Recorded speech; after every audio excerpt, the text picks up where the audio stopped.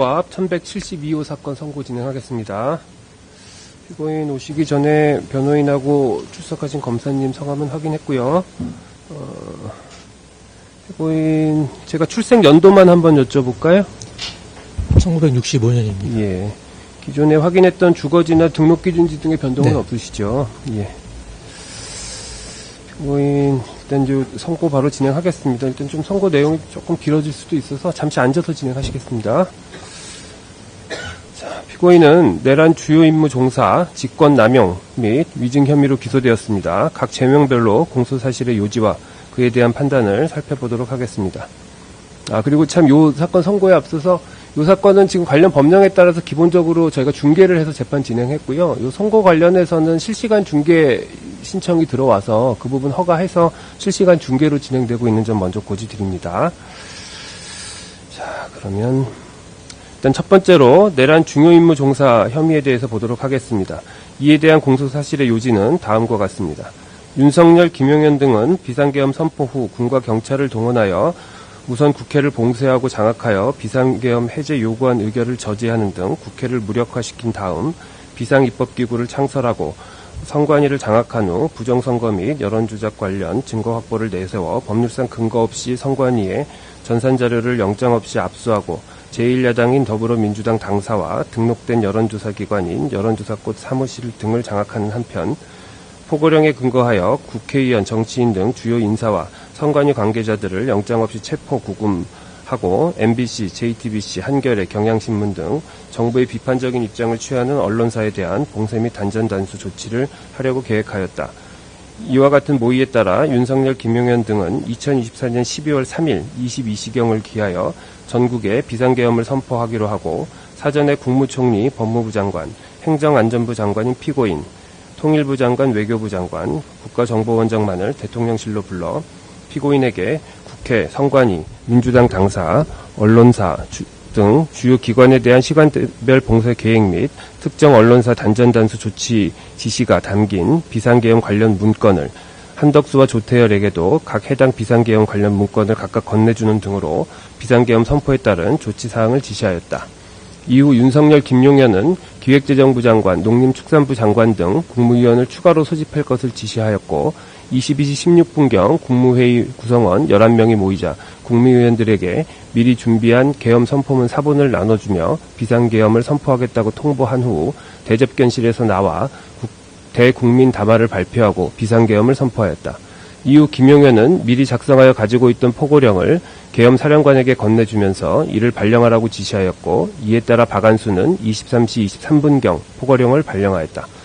피고인은 비상계엄을 선포한 윤석열은 비상계엄을 선포한 22시 27분경부터 다음날 04시 26분경 비상계엄 해제를 발표할 때까지 군인과 경찰 공무원 등으로 하여금 국회를 봉쇄하고 국회, 선관위의 과천청사, 관악청사, 수원선거위원회, 선거연수원, 민주당 당사, 여론조사꽃을 장악하며 포고령에 근거하여 국회의원, 정치인 등 주요 인사와 선관위 관계자들을 영장 없이 체포 구금하고 부정선거 및 여론조작 관련 증거 확보를 구실로 내세워 법률상 근거 없이 선관위의 전산자료를 영장 없이 압수하며 군 병력을 국회의사당에 침투시켜 국회의원들의 비상계엄 해제 요구안에 의결을 저지하고 국회를 무력화시켜 헌법기관인 국회 및 선관위의 권능행사를 불가능하게 하고 정부의 비판적인 입장을 취하는 특정 언론사에 대한 봉쇄 및 단전단수 조치를 함으로써 헌법 또는 법률이 정한 절차에 의하지 아니하고 언론 출판 자유 등을 침해하려는 국헌문란의 목적으로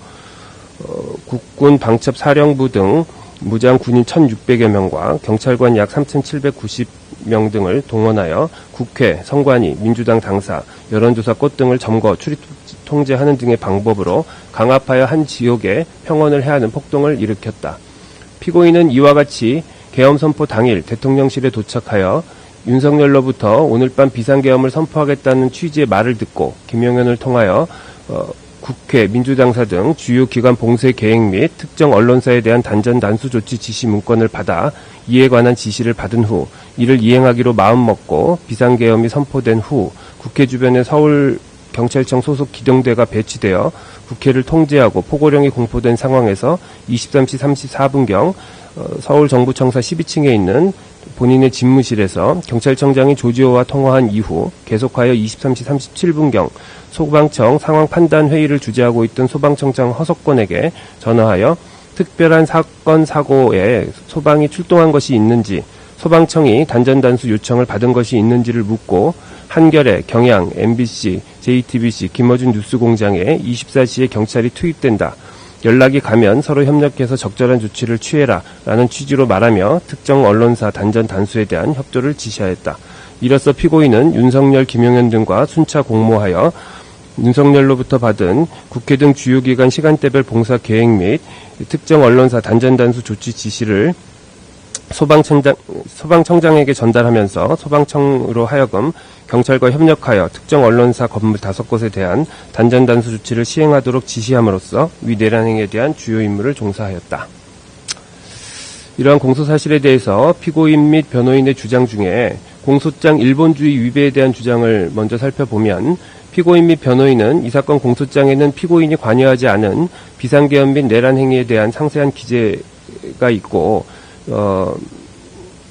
피고인에 대한 공소사실과 직접적인 관련이 없는 부분이 다수 기재되어 있으며 여러 관계자들의 행위를 연결하여 기재함으로써 법관으로 하여금 불필요한 선입견이나 예단을 가지도록 하고 있어 공소장 일본주의에 위반된다라는 취지의 주장을 하고 있습니다.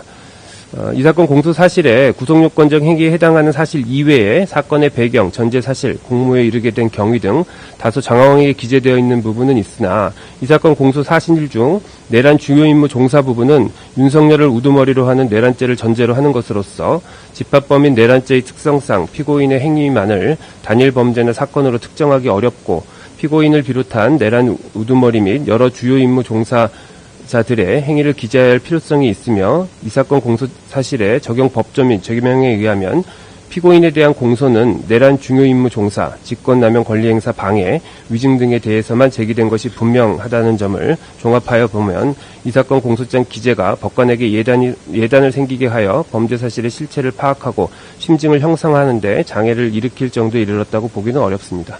그래서 이에 대한 주장은 받아들이지 않습니다. 다음으로 피고인에 대한 내란 주요 임무 종사 성립 여부에 대한 판단을 하기에 앞서서 윤석열과 김용현 등의 내란죄 성립 여부를 살펴보면 이 법원이 적법하게 조사하여 채택한 증거들에 의하면 다음과 같은 사실이 인정됩니다. 윤석열은 계엄 당일 19시경부터 19시 30분경 사이에 김용현과 함께 대통령 안전 가옥에서 조지호 김봉식을 만났고, 그 자리에서 동석한 김용현은 윤석열이 지켜보는 가운데 조지호 김봉식에게 계엄군의 출동 시각과 출동 장소를 의미하는 22시 국회, 23시 민주당사 등과 같이 기재된 문건을 교부하였습니다. 이후 서울경찰청으로 복귀한 김봉식은 19시 50분경 여의도 인근에 배치된 경찰 기동대 현황을 파악하였고, 20시 07분경 조지호에게 전화를 걸어 여의도 인근에 4-5개의 기동대가 있다고 보고하였으며, 서울경찰청 경비부장을 통해 광화문 타격대에 여의도 배치를 지시하였다. 윤석열이 22시 27분경 비상계엄을 선포하자 조지호와 김봉식은 22시 30분경 경찰 300여 명을 국회 주출입문 및 담장 중심으로 배치하였고, 조지호가 22시 45분경 김봉식과 통화를 통해 국회 출입 차단을 지시하자 22시 47분경부터 국회 출입이 전면적으로 차단되었다가 23시 07분경 국회의원, 보좌관, 국회 직원 등은 신분 확인을 거쳐 출입하도록 하였다. 조지호는 23시 23분경 포고령 발령 사실을 알게 되었고, 윤석열로부터도 23시 28분, 30분, 34분에 걸쳐 전화를 받아 국회 통제와 관련된 지시를 받았다. 결국 23시 37분경부터 다음날 01시 45분경까지 국회의 출입이 전면적으로 차단되었다.